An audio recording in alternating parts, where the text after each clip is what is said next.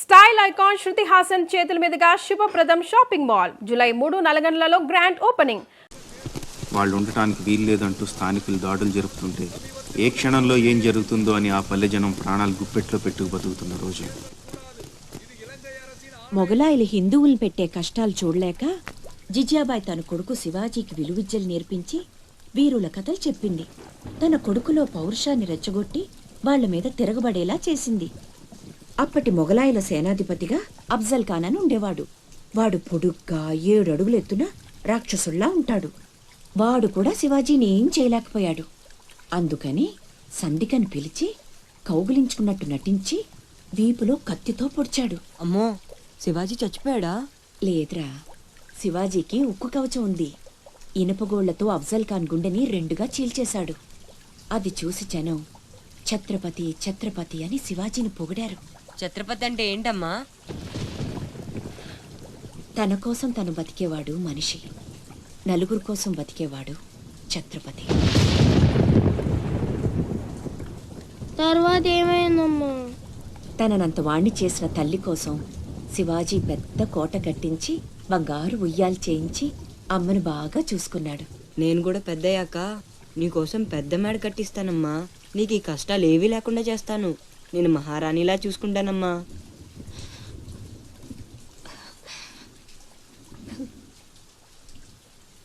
నువ్వు చాలా గొప్పవాడు అవుతావు నాన్న.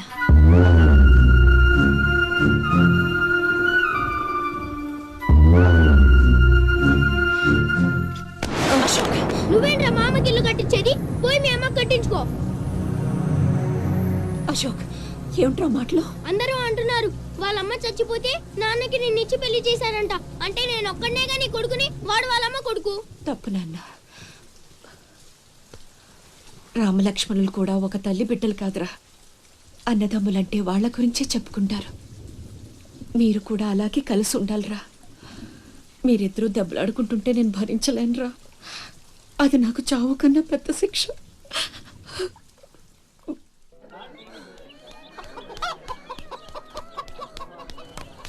అమ్మా అమ్మా అమ్మా, ఈరోజు నీ పుట్టినరోజు కదమ్మా. నీకు ఇష్టమని జంట మామిడి పళ్ళు తెచ్చాను.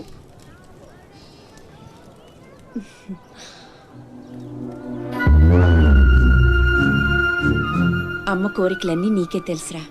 పండు చాలా బాగుందన్న. ఎక్కడి నుంచి తెచ్చావు? సత్తన్న తోటలో దొంగతనం చేసి తెచ్చాడు. ఏరా, దొంగతనం చేసావా? లేదమ్మా. అబద్ధం చెప్తున్నాడమ్మా. ఇందాక బడేకి కొట్టి దొంగతనానికి వెళ్ళాడు. కావాలంటే ఒట్టేసి చెప్పమను.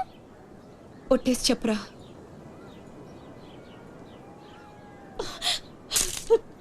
దొంగతనం చేస్తావురా? నువ్వెంతో గొప్పడు అవుతావని ఊహించుకున్నాను. ఇదా నువ్వు చేసిన పని? ఇంకెప్పుడైనా చేస్తావా? చెప్పు. పోరా, నీ మొహం చూడాలంటే నా అసహ్యంగా ఉంది. ఇంకెప్పుడు నాకు కనిపించకపో.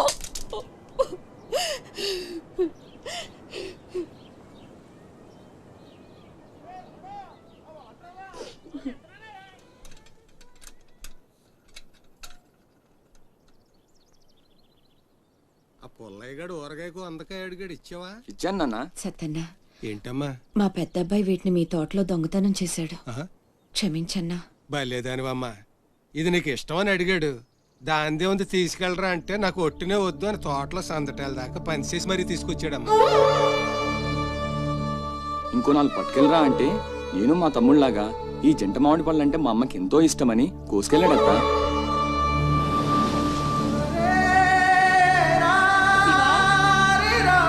శివా, శివా, శివా, శివా, నాన్న శివా.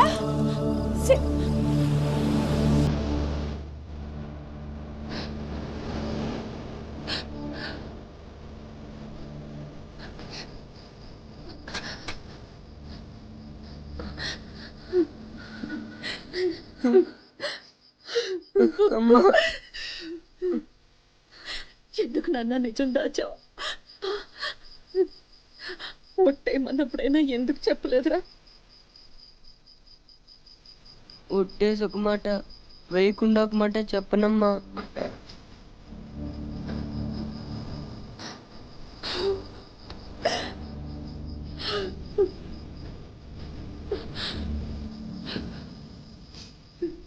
ఇంటికి వెళ్దాం పద నాన్న. నిద్ర వస్తుంది, కాసేపు నీ ఒళ్ళో పడుకుంటానమ్మా.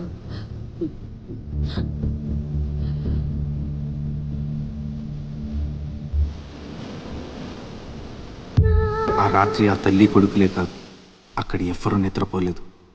కట్టుబట్టలతో దేశం వదిలిపోమంటూ స్థానికులు దౌర్జన్యానికి పాల్పడ్డారు. పల్లె భగ్గున మండింది.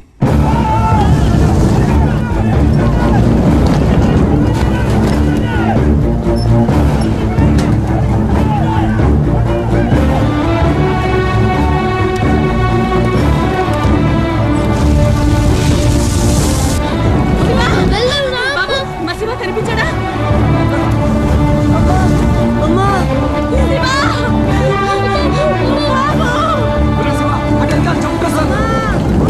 మా అమ్మ తమ్ముడు కనిపించట్లేదన్నా. మీ అమ్మ తమ్ముడు ఏదో పడవ ఎక్కే ఉంటారా, నువ్వు ఎక్కరా.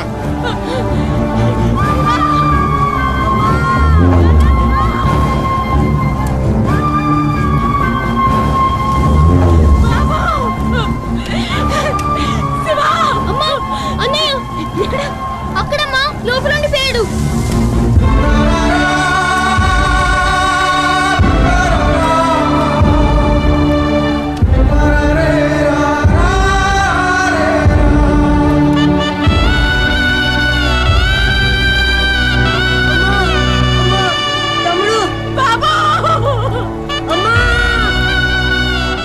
దూకితే చచ్చిపోతావరా, వెనక్కలు ఏదో పడవలో వస్తారులేరా.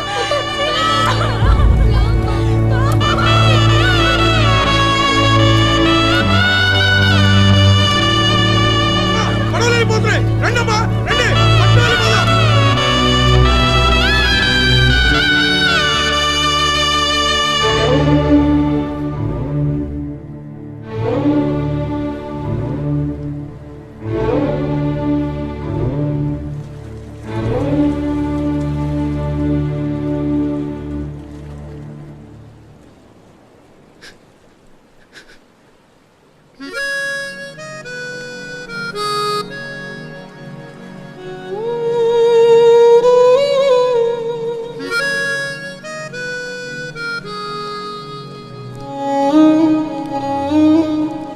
నా పేరు భద్రం. శివాజీ.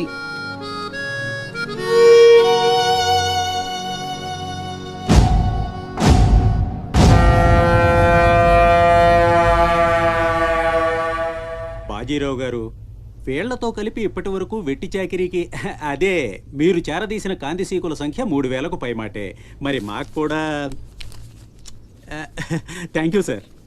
వాళ్ళకి పొజిషన్ ఏంటో ఓసారి చెప్పు. అలాగే సార్. చూడండి, మీరంతా ఈ దేశంలోకి దౌర్జన్యంగా ప్రవేశించారు. న్యాయంగా అయితే మిమ్మల్ని వెనక్కి తరిమెయ్యాలి. కానీ అన్న బాజీరావు గారు మీ మీద జాలి పడుతున్నారు. కాబట్టి మేము చూసి చూడనట్టుంటాం. గుట్టుగా కాగితాల మీద సంతకాలు చేసి ఆయన పెట్టింది తిని బతకండి.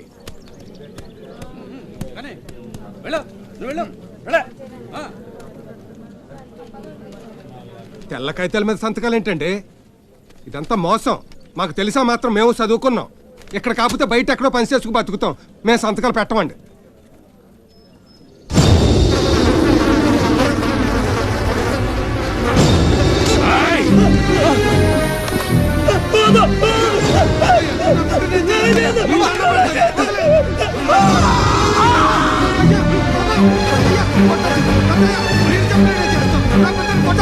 బాబు బాబు నా బిడ్డ బాబు బాబు బాబు బాబు. ఏయ్, చూశారుగా, ఎదురు తిరిగినోడు చావడు, వాడి వెనకున్నోడు చేస్తాడు.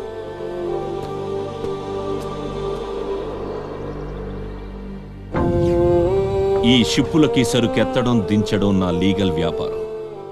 దాని వెనక జరిగే చీకటి వ్యాపారం వేరే ఉంది. అదే నన్ను విశాఖపట్నానికి ఇంటల్లుడిని చేసింది. స్మగుల్డ్ గుడ్స్ని షిప్పు ఒడ్డుకొచ్చాక దించడం కష్టం. అడ్డమైన గాడిదలందర్నీ మేపాలి. అందుకని షిప్పు సముద్రంలో ఉండగానే ఆ సరుకుని ఒడ్డుకు చేర్చాలి. అది మీరు చెయ్యాల్సిన పని.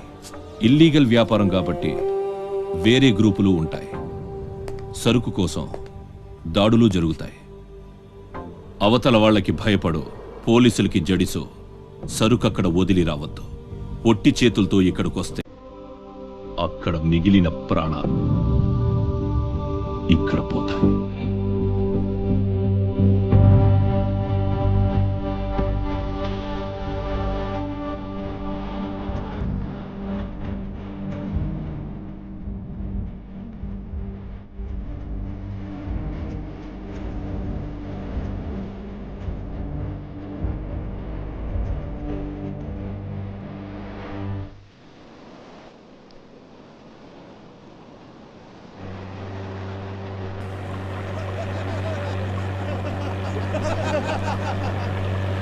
ఇంతకీ ఆడు చచ్చుంటాడా బతికుంటాడా? వాడు చచ్చే ఉంటాడన్నా.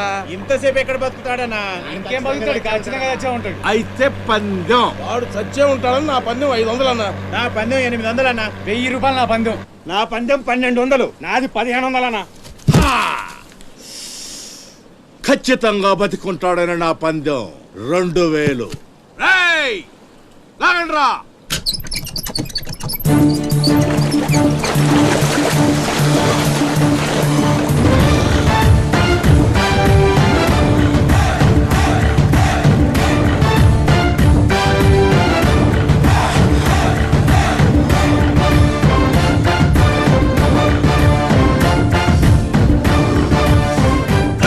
తెలుసురా ఆడు చావడని. ఆడి బాడీ బాక్స్ ఆఫీస్.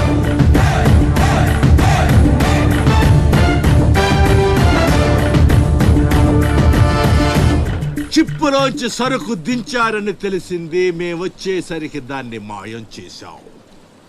నడిసంద్రంలో అది ఎలా కుదిరింది?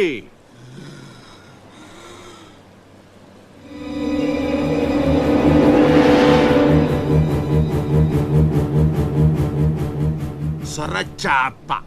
మళ్ళీ పందెం. ఈసారి కిందకు దించితే ఆ చేప ముందు వీడి తల తింటదా మొండెం తింటదా? మెత్తగుంటది కదన్నా, ముందు మొండవే తింటది. యాదవ్వా, ఆ చేపకు ఏ మాత్రం బుర్రున్నా ఈడి గ్లామర్ చూసి ముందు తల తినేస్తది. దించదమ్మా, దించండి. చెప్తున్నాడు రా, చెప్పేస్తున్నాడు రా. చెప్తాడన్నా. చెప్పు చెప్పు చెప్పు చెప్పమ్మా. ఇప్పుడే వదిలే, నీ ఒక్కడి కాళ్ళు ఎర్ర కొడతా. ఇంకా లేట్ అయిందంటే మీ అందరి కాళ్ళు ఇరిగిపోతాయి.